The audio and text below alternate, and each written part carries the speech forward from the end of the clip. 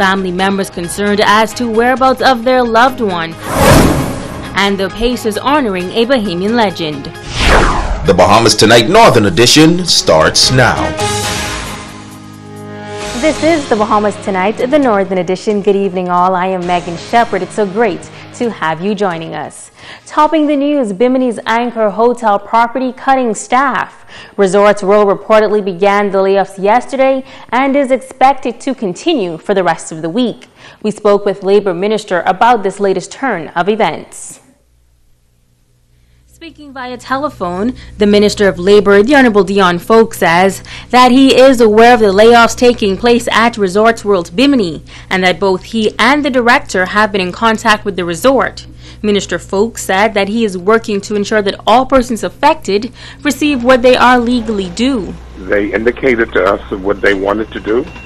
Our main duty and obligation is to ensure that the workers that are going to be affected are receiving all of their benefits and everything under the Employment Act and according to the labor regulation.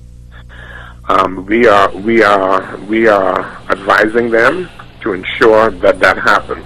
ZNS News has learned that 150 employees were laid off today. Now, the Bimini economy has been booming for some time, and Minister Folk says that these recent layoffs are no indication of trouble. He explains that this is an isolated case that came about following Hurricane Matthew. This has to do with the Hurricane Irma. As you know, the hotel closed, and all of the persons, especially from Nassau and Freeport, returned to those respective islands. And they have been in the process of reopening the hotel and attempting to get the hotel to where it was before, pre-Hurricane Irma. So the government is doing all that we can to facilitate that. We are confident that they will be back at full staffing levels within a few months. Also via telephone, Member of Parliament for West Grand Bahama and Bimini, Bakisha Parker Edgecombe, says that she wants to ensure residents that she is monitoring the situation. We are aware of all the concerns that are being expressed at this time, and just want to assure those workers that we are going to continue discussions and that the government is dedicated to ensuring that all parties involved are satisfied with the outcome of those discussions. Now, Resorts World President Missy Lawrence said a slowdown in business and the impact of the recent storms are factors which contributed to this decision. The president said that while the resort is open and operational, hotel officials are still in the process of recovering from the damage caused by Hurricane Irma. Also, commercial airlift continues to only serve a small portion of guests, and the current ferry service is said to be limited during the winter months due to inclement weather. She said that as a result, the hard decision was made to curtail staffing until increased resort visitation warrants a re-evaluation.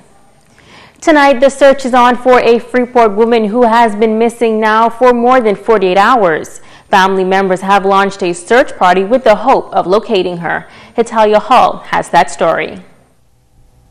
A family is in search of their loved one. 50-year-old Yvette Green has been missing from Monday at 11 a.m.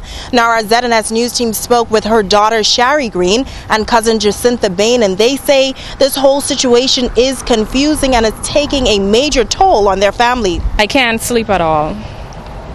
It isn't easy. I have no idea where she is, if I did, or if we did.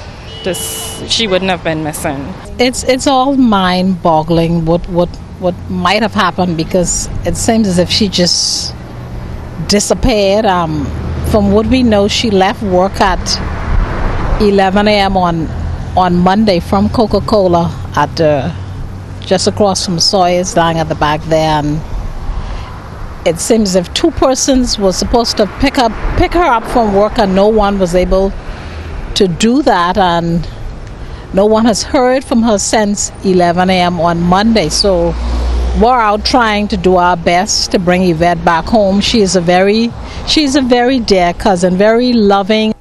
Cousin Brenda Colbrook says the family made contact with the police on Monday and they immediately began their investigation. Then we were in constant contact with them on Tuesday, everybody who were required to go ahead and give a statement were going in and giving their statements to ensure that they had as much information as possible from us. And then this morning we got out as a family and we decided to go and canvass the Hudson area where she resides, just to touch base with some of the residents to see if they can pinpoint a position of her at a particular point in time. Colebrook says it's not like Yvette to just disappear. Yvette is out there and she's able to see this. I just wanted to know that her family loves her and she knows how deep that love goes. So we want Yvette to come home. We'd like to have her come back to us in one piece so that she can get back to being a part of the family that she grew up in. According to family members, Yvette was last seen here on East Atlantic Drive and Explorers Way. Now the family is calling on the public for their assistance and is asking anyone with any information to contact the police department in Grand Bahama as soon as possible.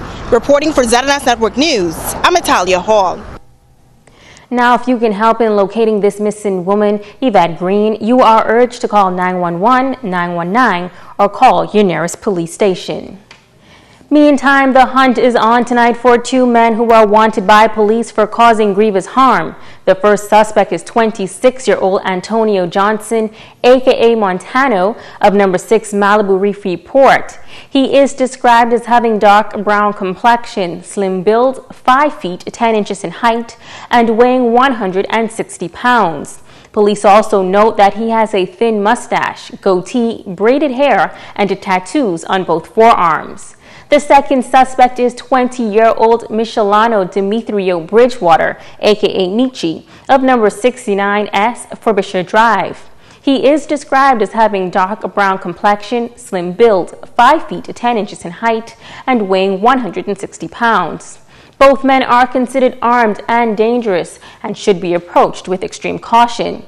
Now, if you have any information on the whereabouts of Antonio Montano or Michelano Bridgewater, you are asked to contact the Central Detective Unit in Grand Bahama at telephone numbers 350-3107-12, 911, 919, or call your nearest police station. The U.S. Coast Guard ship Bernard Weber bringing 3 Cuban men to Grand Bahama. The men were a part of a group of 5 that departed Cuba en route to Florida some 18 days ago and landed on Anguilla Key. The other 2 Cubans were picked up from the Key by the Coast Guard last week Wednesday and have since been flown to Nassau to the detention center. The remaining 3 were examined by the medical team and processed and were flown to Nassau today to await repatriation. In other news, students of the Walter Parker Primary School saluting a legend today. The One Bahamas Committee taking family members of Sir Durward Knowles to the school to celebrate his 100th birthday, which is actually on November 2nd. The school put on a spectacular show highlighting the contributions of this well-loved Bahamian philanthropist. Shashina Roll reports. It was a cultural explosion at the Walter Parker Primary School as the One Bahamas Committee gathered at the school in honor of Sir Durward Knowles' 100th birthday. The Pacers put on many grand performances to highlight the life and contribution of Sir Durward over the years, beginning with how Bahamians may have reacted when Sir Durward competed and won the 1964 Summer Olympics in Tokyo for sailing. So who you cheering for? I cheering for that white boy from Nassau. He's supposed to win for the Bahamas, you know. Yeah, let's hope he wins. Because if he wins, the Bahamas can be on the map. Did he win? Yeah, he win. Do it win. The Bahamas got the goal. I think I had a national anthem coming on for Durward. I can't stop the, I can't stop the, I can't stop the, I can see but you can't stand still. I'm on you, so just dance,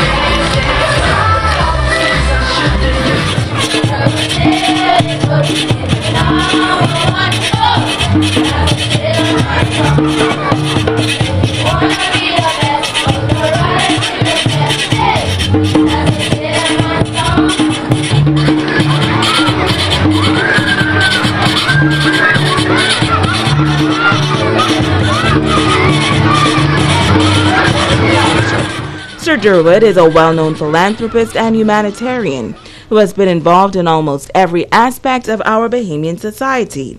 Co-chair of the One Bahamas Committee, Cecil Thompson, shares why they thought it fitting to celebrate Sir Durwood's 100th birthday at Walter Parker Primary School. The plan was to assemble the students and teachers and administrators on the Independence Park, but resources was not available for us to do that. And so the least we thought we could do is to come to Walter Parker and let Walter Parker Primary School, which is one of the powerhouses in the country when it comes to music, culture, speech, etc., to pay the tribute on behalf of all the schools, all the principals, all the education officials, past and present. That's the reason why we're here today. Sir Durwood is now the oldest living Olympian in the world, and while he could not travel to Grand Bahama for the celebrations, in attendance were Durwood's daughter and his nephew, who is also an Olympian. They were unbelievable. They're so talented, and it really put a skip in your step. They really, really did a great job, and my father would have been so honored to have heard it. So I videotaped some of it so I can show it to him. I really look up to him even more from just his accomplishments in sailing, but his accomplishments in life. And the whole One Bahamas to me is what we need to be pushing as Bahamians. The scriptures say we become one. We look out for our brothers and our sisters. The ceremony ended with Rodney Bethel paying tribute to Sir Durwood. His dedication to Bahamas is beyond measure. Significant contributions he continues to make. An authentic Bahamian. He is no fake. A standard bearer. A benchmark. One we can emulate. Shashina Roll, ZNS Network News. Stay with us. The Bahamas Tonight Northern Edition continues in just a moment.